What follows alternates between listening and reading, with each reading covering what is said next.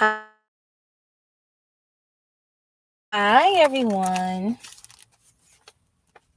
This is the Authentic Empress, and I read a very beautiful portion of something I kind of been, going over the past few months, but I haven't really completed it. So this particular remarkable woman, I absolutely love her. Dr. Estes, Clarissa Estes. Um, she has a beautiful text. Like I do like ancient texts like the Bible or like the Book of the Dead, the Coming Forth by Day. So it's one of those where I like to open it to random pages. Like it's you can either read it from front to back, or like highlight it or emphasize in my life at that moment. So to share it with whomever views my content. Um, and I'm pretty sure this will be very uplifting and validating, just as it was for me. So, all right, so here goes. So it's more so like a read along. Um, so let's get into it. All right, Exile of the Unmatched Child. In the story, the various creatures of the village peer at the ugly duckling, in one way or another pronounce him unacceptable. Duckling, whom she believes to be her offspring, but finally she is profoundly divided emotionally and withdraws from caring for the alien child. The alien child. Okay, give me 1 second. They're saying my right. So just in case that was choppy, I'm gonna read that again. Exile of the Unmatched Child. In the story, the various creatures of the village peer at the ugly duckling and, one way or another, pronounce him unacceptable. He is not ugly in reality, but he does not match the others. He is so different that he looks like a black bean in a bushel of green peas. The mother duck at first tries to defend this duckling, whom she believes to be her offspring, but finally she is profoundly divided emotionally and withdraws from caring for the alien child. His siblings and others of his community fly at him, so like flying monkeys, peck at him, torment him. They mean to chase him away. And the ugly duckling is heartbroken, really, to be rejected by his own. It is a terrible thing, especially since he really did not.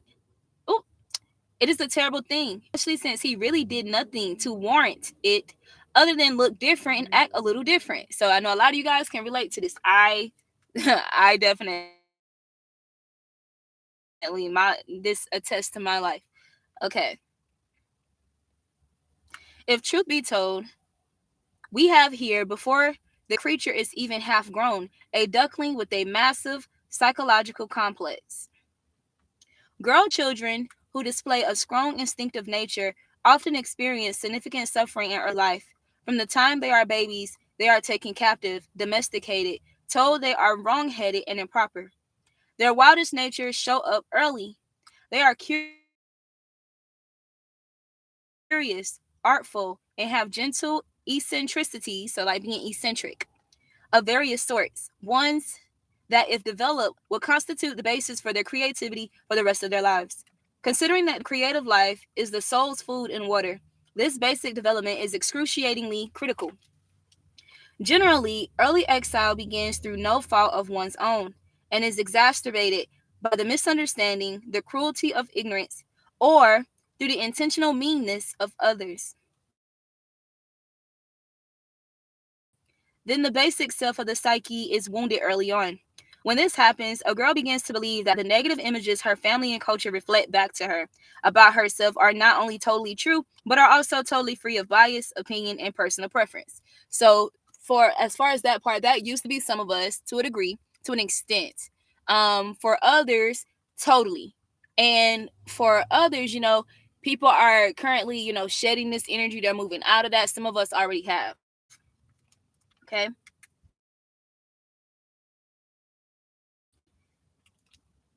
The girl begins to believe that she is weak, ugly, unacceptable, and that this will continue to be true no matter how hard she tries to reverse it. Now, some people also get stuck there, right? And become karmic.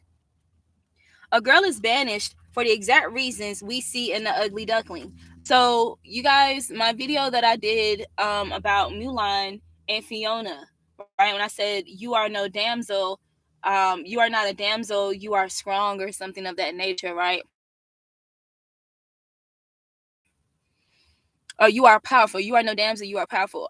If you guys seen Mulan, especially like the movie where it's like real people, actual people, they kind of did her the same way. And you'll see more of that, example coming out as we read further. In many cultures, there is an expectation when the female child is born that she is or will become a certain type of person, acting in a certain time honored way, that she will have a certain set of values, which, if not identical to the families, then at least based on the family's values, and which at any rate will not rock the boat. These expectations are defined very narrowly when one or both parents suffer from a desire for the angel child, quote unquote, that is the perfect, quote unquote, conforming child. In some parents' fantasy, whatever child they have will be perfect and will reflect only the parents' ways and means. If the child is wildish, she may unfortunately be subjected to her parents' attempts at psychic surgery over and over again, for they are trying to remake the child, and more so trying to change what her soul requires of her. Though her soul requires seeing, the culture around her requires sightlessness, so blindness. Though her soul wishes to speak its truth, she is pressured to be silent. Neither the child's soul nor her psyche can accommodate this. Pressure to be adequate in whatever manner authority defines it can chase the child away or underground or set her to wander for a long time looking for a place of nourishment and peace. When culture narrowly defines what constitutes success or desirable perfection in anything, looks, height, strength, form, acquisitive power, economics, manliness, womanliness, good children, good behavior, religious belief, then corresponding mandates to measure oneself against these criteria are introjected into the psyches of all the members of that culture. So the issues of the exiled, wildish woman are usually twofold: inner and personal, and outer and cultural. Let us attend here to the inner issues of the exile. For when one develops adequate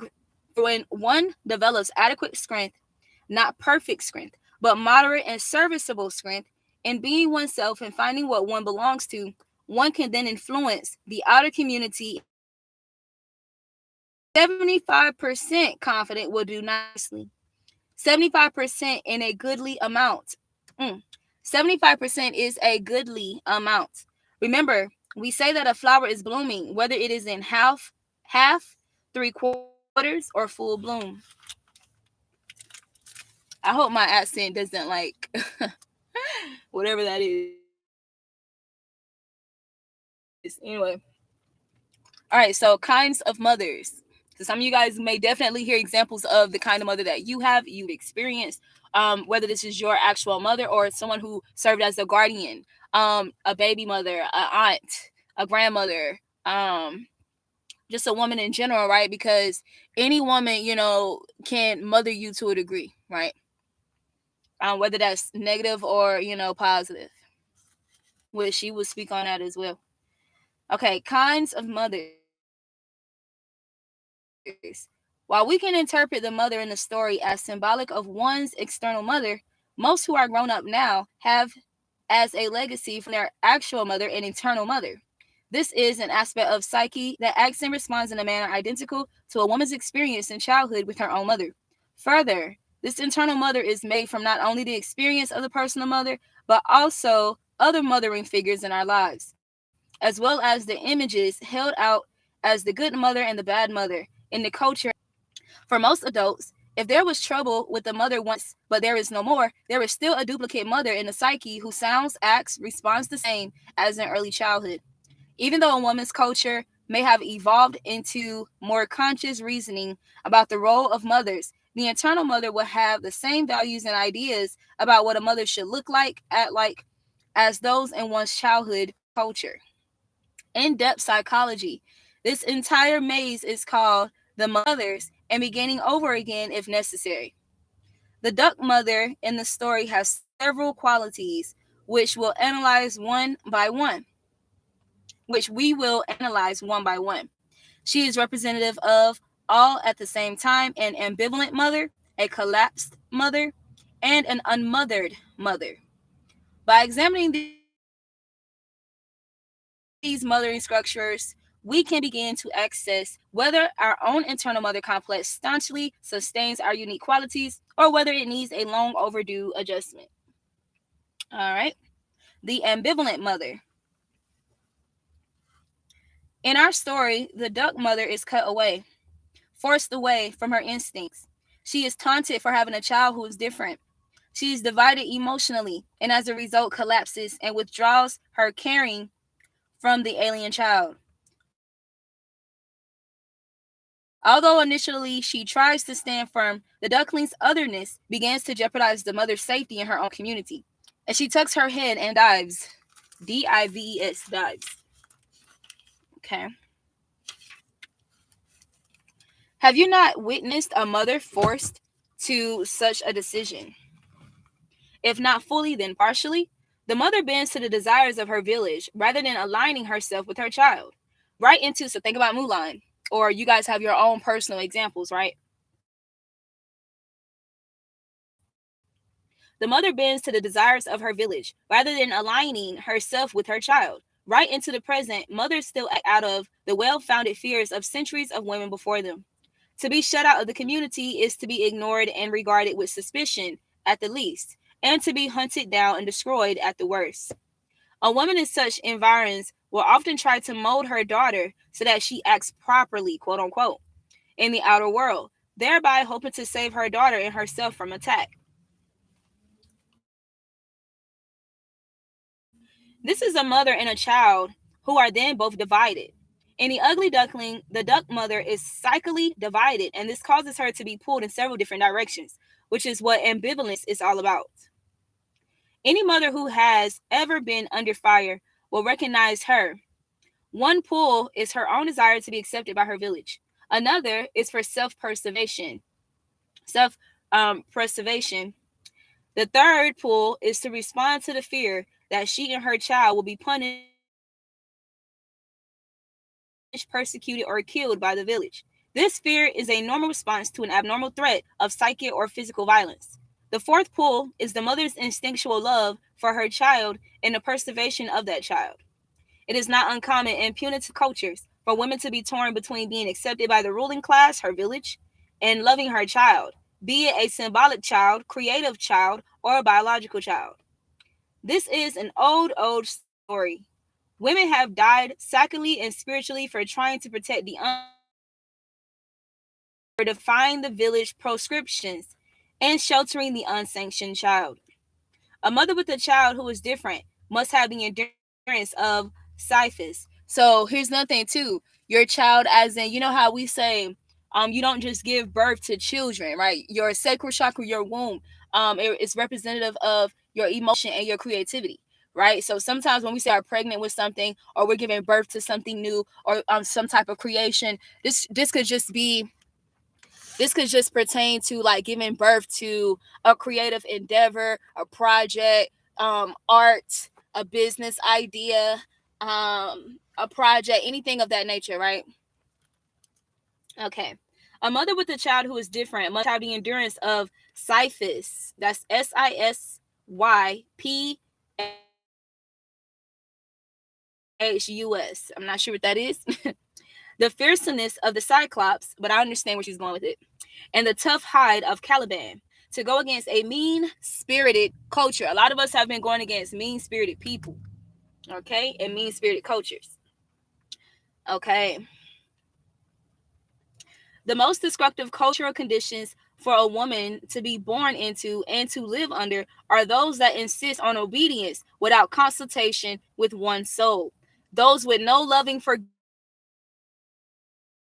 forgiveness rituals. Those that force a woman to choose between soul and society. Those where compassion for others is walled off by economic tiers or caste systems, where the body is seen as something needing to be cleaned or as a shrine to be regulated by fiat, where the new, the unusual, or the different engenders no delight, and where curiosity and creativity are punished and denigrated instead of rewarded, or rewarded only if one is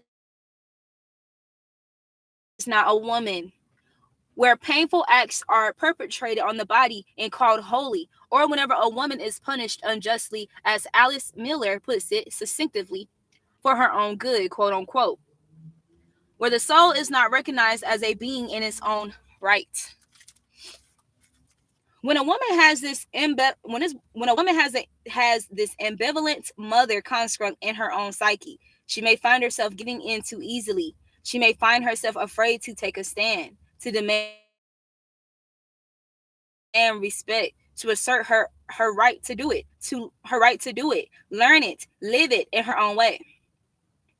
Whether these issues derive from an internal construct or an external culture, in order for the mothering function to withstand such constraints, she must have some very fierce qualities that in many cultures are considered masculine. For generations, sadly, the mother who wanted to engender esteem in herself and her offspring needed the very qualities that were expressively forbidden to her: vehemence, that's vehemence, fearlessness, and fearsomeness. So I'm hearing being fearfully and wonderfully made. Wonder. What else is wonder? When somebody, I wonder. I wonder. It kind of suggests a mysterious or mystic nature of something that a person is trying to process, understand, decode, decipher. Right. So fearfully and wonderfully made. For a mother to happily raise a child who is slightly or largely different in psyche and soul needs from that of the mainstream culture, she must have a start on some heroic qualities herself. She must be able, like the heroines of myths, to find and obtain these qualities if they are not allowed, to shelter them, unleash them at the right time, and stand for herself and what she believes. There is almost no way to make oneself ready for this, other than to take a deep draft. Since time out of mind, a considered act of heroism has been the cure for stultifying ambivalence. Okay. The collapsed mother.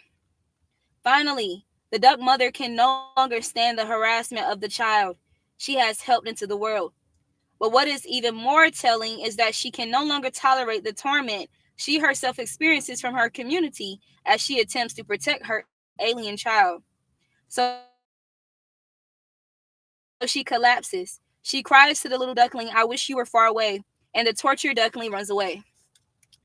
So some of us have literally been tortured just because of who God has made us to be, because He deemed that necessary and needed to this world. When a mother collapses psychologically, it means she has lost her sense of herself. She may be malignantly narcissistic mother who feels entitled to be a child herself. More likely, she has been severed from the wildest self and has been frightened into the collapse by some real threat, psychic or physical. When people collapse, they usually slide into one of three feeling states. A muddle, which means they are confused. A wallow, which means they feel no one adequately sympathizes with their travail. Travail is like a cry, out type of energy. Um, or a PIT, which means an emotional replay of an old wounding, often an uncorrected and unaccounted for injustice done to them when they themselves were children. So those unhealed traumas, yeah, unhealed childhood traumas or whatever, right? Some traumas, people collect in their adult stages, their adolescence. So not always, when you're a child. Okay.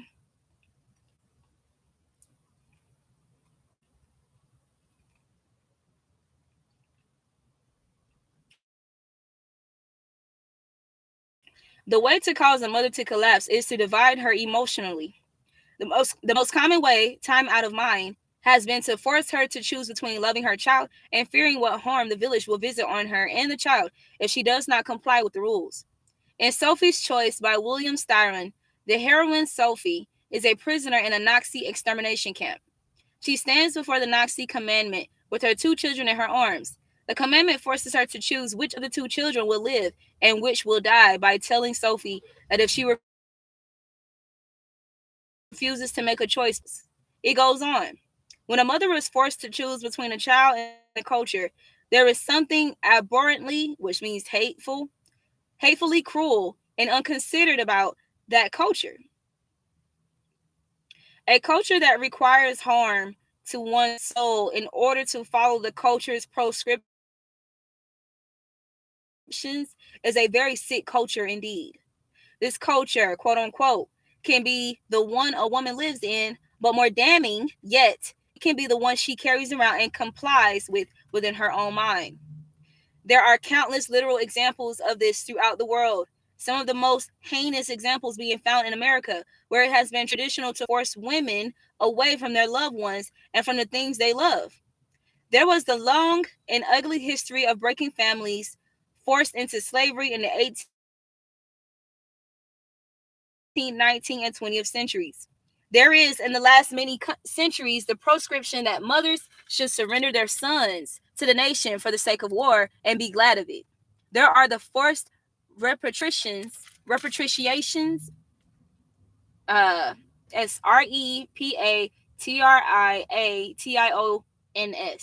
that continue yet today. There have been various fashions at various times throughout the world that prescribe that a woman should not be allowed to love and shelter way she wishes. One of okay, I hope you guys was able to catch that because it says my connection kind of went out. There have been various fashions at various times throughout the world that prescribe that a woman should not be allowed to love and shelter whomever she loves and in whichever way she wishes. One of the least spoken about oppressions of women's souls lives concerns or else to kill or surrender their offspring or to live a half life under assumed identities and as reviled, disempowered citizens. For generations, women accepted the role of legitimizing humans through marriage to a man.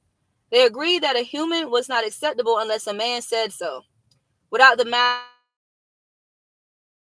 masculine protection, the mother is vulnerable. It is ironic that in The Ugly Duckling, the father is mentioned only once. That is when the duck mother is brooding on the that is when the duck mother is brooding on the ugly duckling egg. She laments about the father of her offspring. That scoundrel hasn't come to visit me once. For a long time in our culture, the father, unfortunately, and for whatever reasons, was unable or unwilling to be there for anyone most sorely, even himself. One could easily say that for many, many wildish girl children, the father was a collapsed man, just a shade who hung himself along with his coat in the closet every night. When a woman has a collapsing mother construct within her psyche when a woman has a collapsing mother construct within her psyche and or her culture, she is wobbly about her worth. She may feel that choices between fulfilling outer demands and the demands of soul are life and death issues. She may feel like a tormented outsider who belongs nowhere, which is relatively normal for the exile. But what is not normal is to sit down and cry about it and do nothing. One is supposed to get to one's feet and go off in search of what one belongs to. For the exile, that is always the next step. And for a woman with an internalized collapsing mother, it is quintessential step. If a woman has a collapsing mother, she must refuse to become one to herself also. All right. So the child mother or the unmothered child. So this is the last one, and I'm going to close out. The image portrayed by the duck mother in the table, as we can see, is very unsophisticated and naive. By far, the most common kind of fragile mother is the unmothered mother. In the story, she who is so insistent on having babies eventually turns from her child. There are many reasons a human in her and or a psychic mother might act thusly. She may be an unmothered woman herself. She may be one of the fragile mothers, psychically very young or very naive. She may be so psychically dislocated that she considers herself unlovable even by a baby. She may have been so tortured by her family and her culture that she cannot imagine herself worthy of touching the hem of the radiant mother, quote unquote, archetype that accompanies new motherhood. You see, there are no two ways about it. A mother must be mothered in mothering her own offspring. Though a woman has an inalienable spiritual and physical bond with her offspring, in the world of the instinctual wild woman, she does not just suddenly become a fully formed temporal mother all by herself. In olden times, the blessings of the wildish nature normally came through the hands and words of the women who nurtured the younger mothers. Especially first time mothers have within them not an experienced old crone, but a child mother. A child mother can be any age, 18 or 40. It doesn't matter. Every new mother begins as a child mother. A child mother is old enough to have babies and has good instincts in the right direction, but she needs the mothering of an older woman or women who essentially prompt, encourage, and support her in her mothering of her children. For eons, this role was served by the older women of the tribe or village. These human goddess mothers, quote unquote, who were later relegated by religious institutions to the role of godmother, constituted an essential female to female nutritional system that nourished the young mothers in particular, teaching them how to nourish the psyches and souls of their young in return. When the goddess mother role became more intellectualized, godmother came to mean someone who made sure the child did not stray from the precepts of the church. Much was lost in the transmigration.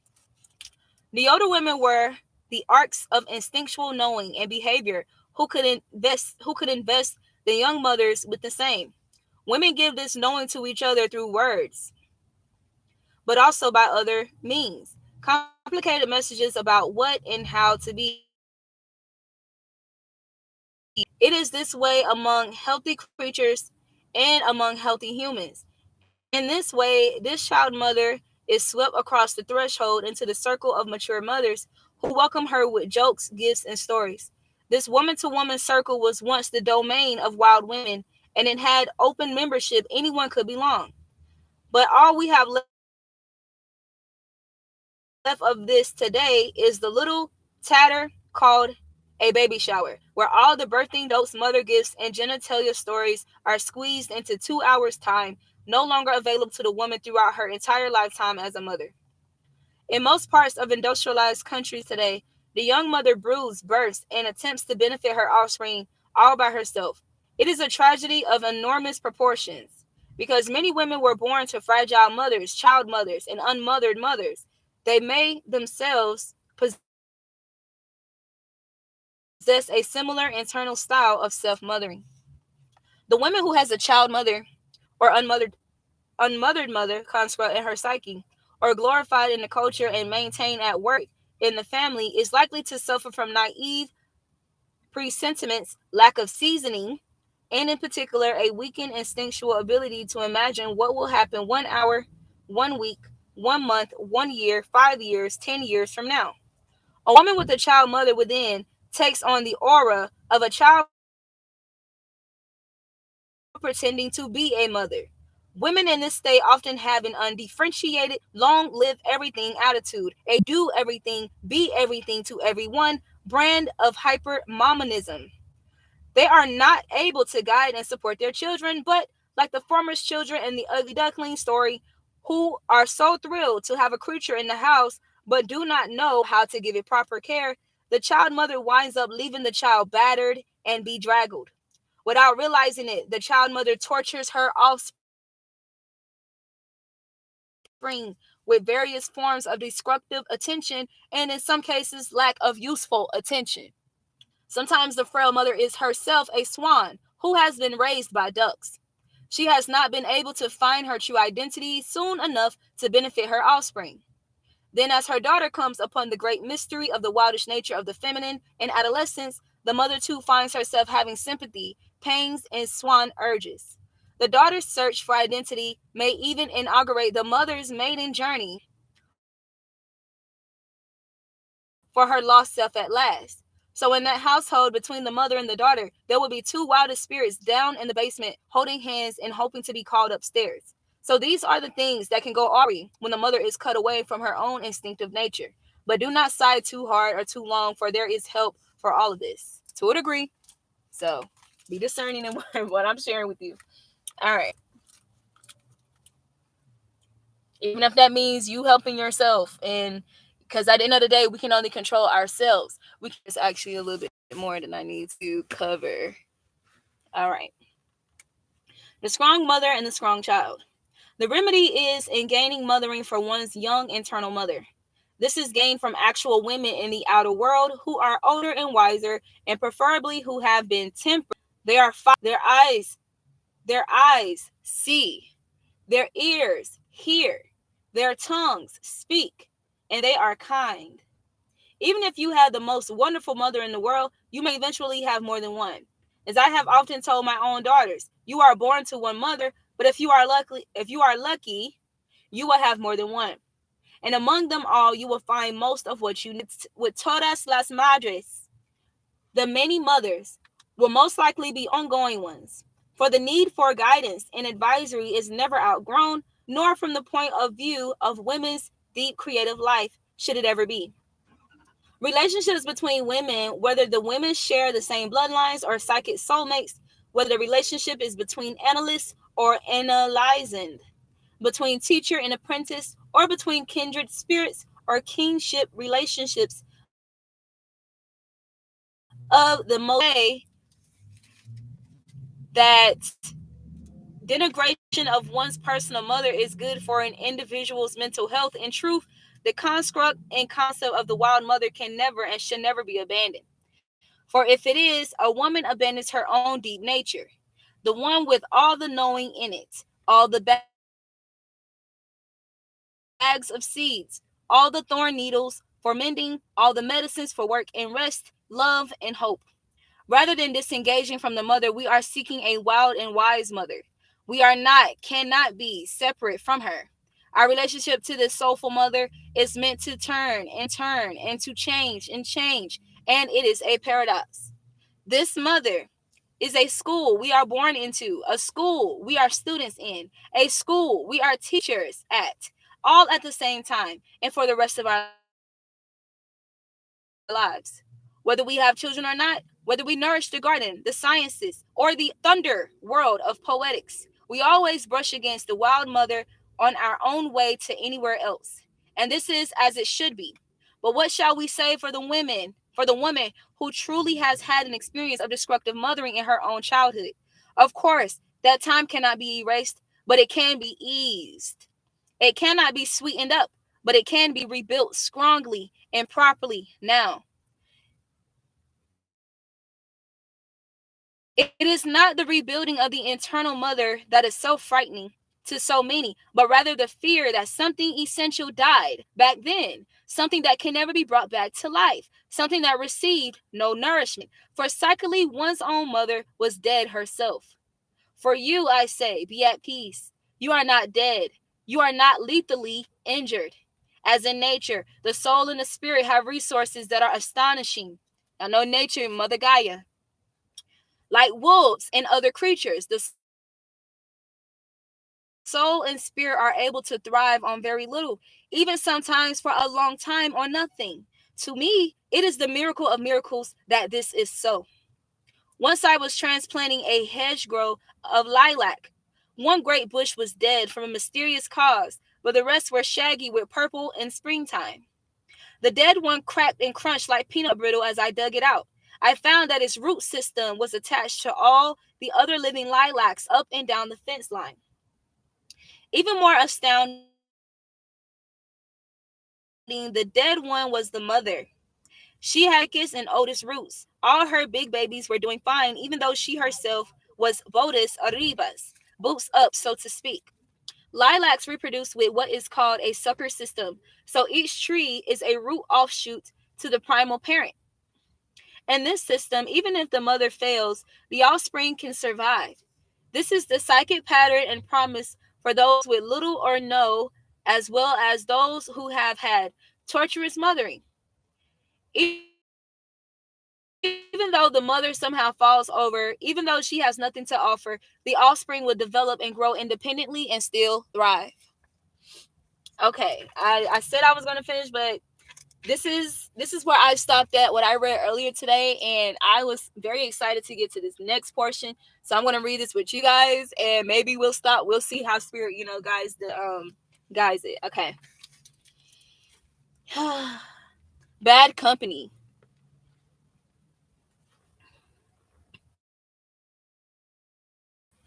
The ugly duckling goes from pillar to post, trying to find a place to be at rest. While the instinct about exactly where to go may not be fully developed, the instinct to move until one finds what one needs is well intact. Yet, there is a kind of pathology sometimes in the ugly duckling syndrome.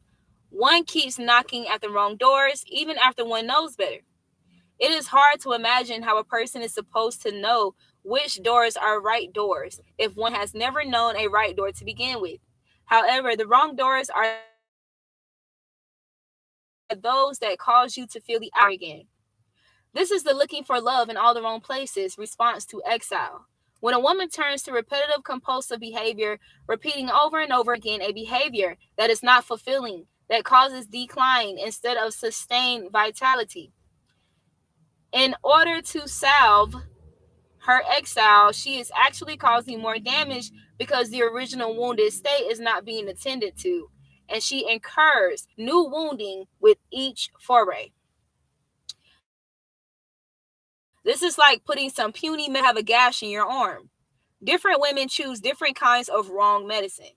Some choose the obviously wrong, such as bad company, overindulgences that are harmful or soul stealing, things that first build a woman way up and then tear her down to ground zero minutes five or -5.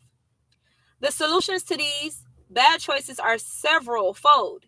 If the woman were able to sit herself down and peer into her own heart, she would see there is a need, or she would see there a need to have her talents, her gifts, and her limitations respectfully acknowledged and accepted. So to begin healing, stop kidding yourself that a little feel good of the wrong sort will take care of a broken leg. Tell the truth about your wound, and then you will get a truthful picture of the remedy to apply it. Don't pack whatever is easiest or most available into the emptiness. Hold out for the right medicine. You will recognize it because it makes your life stronger rather than weaker. All right.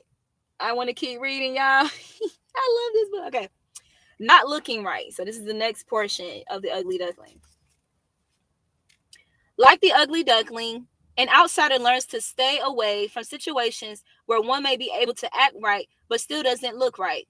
The duckling, for instance, can swim well but still doesn't look right. Conversely, a woman may look right but not be able to act right. There are many sayings about persons who cannot hide what they are,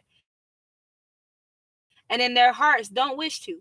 All the way from the East Texan, you can dress them up, but you can't take them out. To the Spanish, she was a woman with a black feather under her skirt. In the story, the duckling begins to act like a dumpling, the one who can't do anything right.